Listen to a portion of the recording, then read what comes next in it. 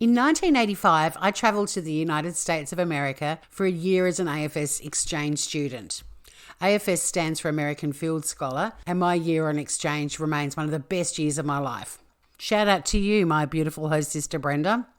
I remember when we first arrived in the States, we had orientation at UCLA, and one of the AFS organisers was a bit bleak and told us that not all of us would leave at the end of the year alive. In fact, we were told that 1 in every 100 exchange students will die during their year abroad. I remember all of us looking around the room in horror, sort of scanning faces, wondering who the two people might be, because there were 200 Australian and New Zealand exchange students combined. I also remember hoping that it wasn't any of the friends I'd made on the flight over to LA. Obviously, I did make it home after an amazing year, but unfortunately in 1992, 16-year-old Yoshi Tori would not.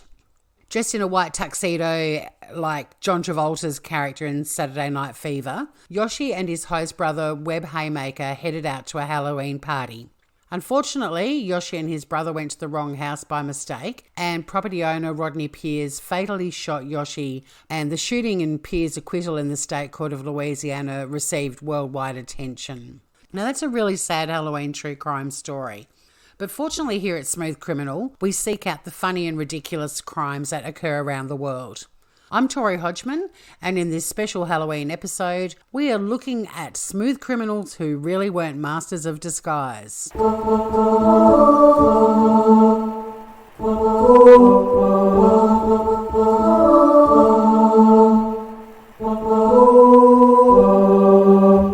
On Halloween every year, 175 million Americans hit the street to trick or treat, and the majority are in masks and costumes. So as a slight twist on our Halloween theme, today we are looking at crimes committed by smooth criminals who were in disguise. In 2013, Stan Warby became a local celebrity and hero after he took a friend who had an outstanding warrant to the Bradford police station in the UK. Pretty good deed, right? But here's the twist. He did all of this whilst dressed as Batman. The pair had been at a fancy dress football match prior to the citizen's arrest, and at the time Warby said, "I got some strange looks when I got to the cop station. One policeman looked at me and just laughed. I said to the cop, I deserve a medal, I'm a caped crusader." However, mere months later, the Bradford Batman, as Warby had become known, had a massive fall from grace when he and the same friend were caught stealing power tools from a garage. In an interview months earlier with The Telegraph, the Bradford Batman was adamant he was no superhero. Having seen photos of the portly gent in his Batman costume, I fully understand why he was caught red-handed with the tools from the garage. As the Bradford Batman said himself, "I eat kebabs, I never run anywhere."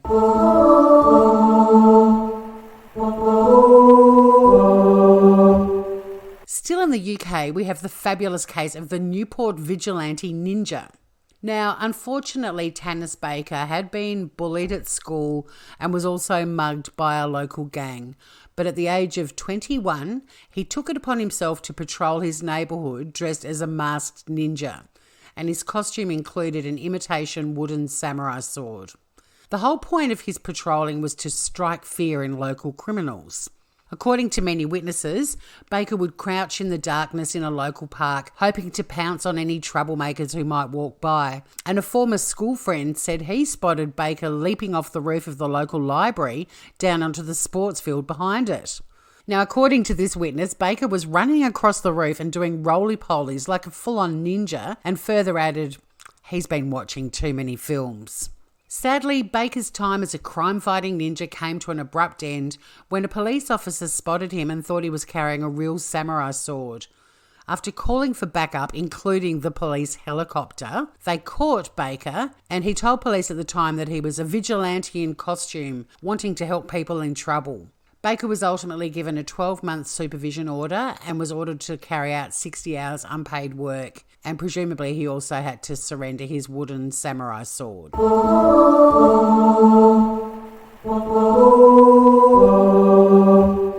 Now across the pond from the UK to Austria, where a bank robber committed a series of bank robberies wearing a Barack Obama mask. Not really a great choice of mask, as Barack Obama really would look out of place in Austria, right? After several robberies, the man from nearby Bavaria was finally arrested and charged with numerous crimes committed between 2008 and 2009. Is that what you would call an Obama crime?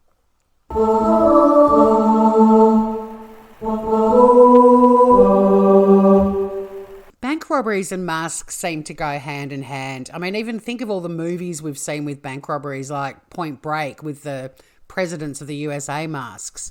So it's not unusual that I have found a heap of smooth criminals who rob banks in masks. Let's go to Florida, where Abraham Magan, aged 24, used a mask of an old man to commit his crimes. Now, the cops wondered if he thought using an elderly gentleman disguise would help him blend into Florida's geriatric population. Now, this guy managed to steal just under $12,000, which he then promptly blew at the local casino. He told police after his arrest he'd been fired from his job as a financial advisor because he was not very good at finances. No kidding, Einstein. Meanwhile, a company in California is not happy when their SPFS... Meanwhile, a company in California were not happy when their SPFS... Fuck, I can't say this. Meanwhile, a company in California were not happy when their SPFS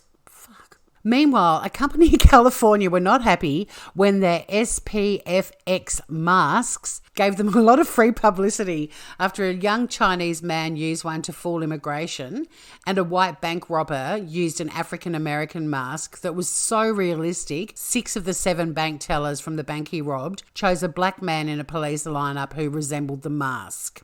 The owner of the mask company said, "We're proud of the fact that our masks look real, but I'm not proud of the way they were used." It's also believed one of their masks is being used by a man in California who has committed at least 7 bank robberies, and due to the mask he wears, he's known to the FBI as the Geezer Bandit.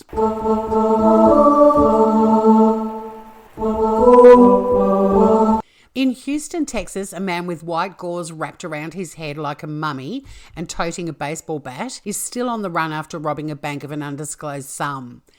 There's a reward of up to $5,000, which remains current, for any information leading to the arrest of the mummy marauder. Meanwhile, on New Year's Eve 2015 in Vestavia Hills, Alabama, Jersey Belle star Danielle Yancey and her husband got quite the shock when they found a man wearing nothing but a Ronald Reagan mask and a sock over his doodle. Yes, I said doodle.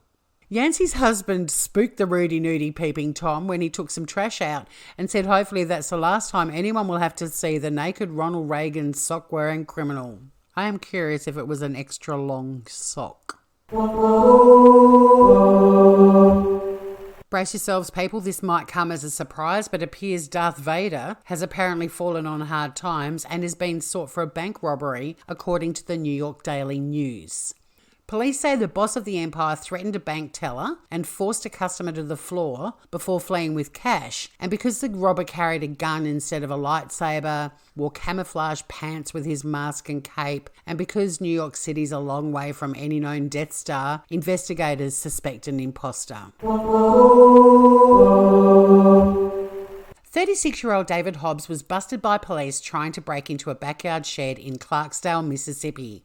But it wasn't the alleged burglary that caught my attention. It's the fact that after he tripped an alarm, he was caught by the homeowner wearing a Captain America outfit. When Captain America throws his mighty shield, all those who chose to oppose his shield must yield.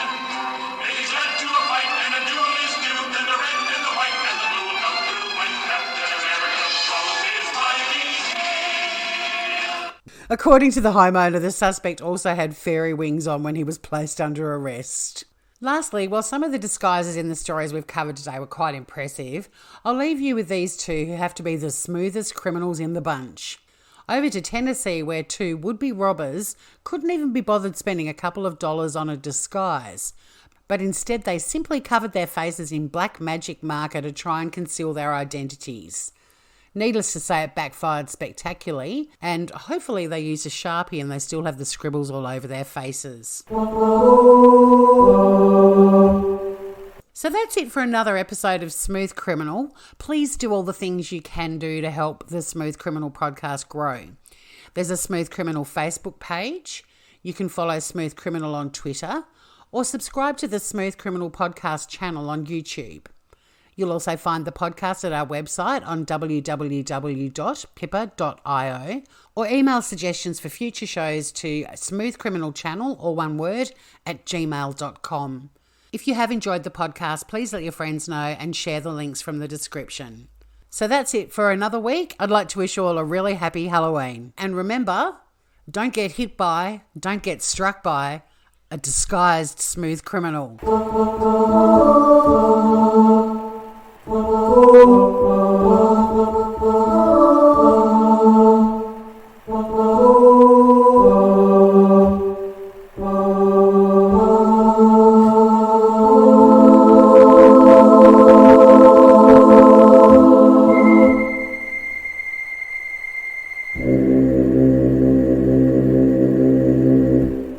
Boo.